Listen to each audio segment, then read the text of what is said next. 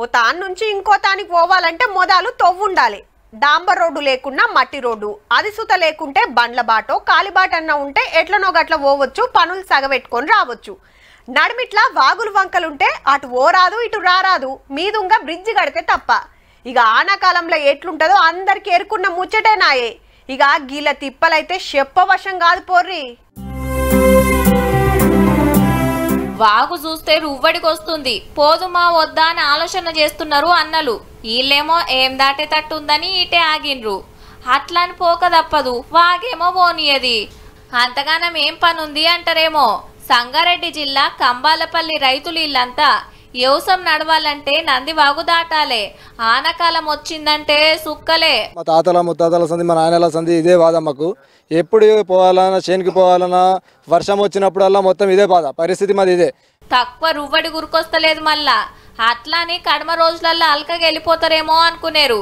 ఎప్పుడు ఇదే కథ.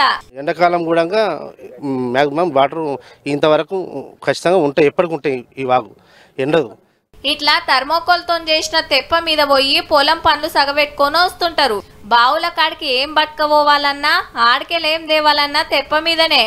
అటు ఇటు పోకుంటుంటానికి తెప్ప కోతాడు మీదంగా ఇంకో 2 తాళ్ళు కట్టిండ్రు.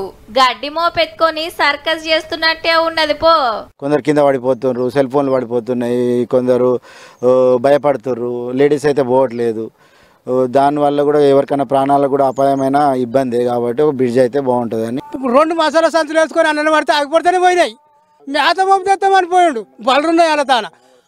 ఇంత ఫోన్ పోయింది, 20,000 ఫోన్ అన్ననే పడిపోయింది. బుగులుకు కొందరు ఆనాకాలం పంటలేసిన కాంచెల్లి ఎట్లున్నాయో సుతా చూసుకోలేదంటే సుడున్రిగా.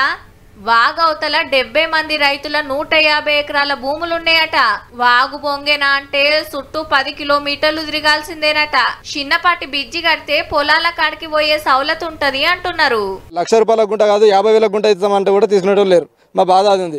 ఏమదంటే మాకు ప్రభుత్వం ఒకటి ఈ బ్రిడ్జ్ గురించి మాకు బ్రిడ్జ్ శాంక్షన్ చేస్తే దాని మీదకి మేము నడిచిపోనికి దాటానికి మాకు అవుతుంది.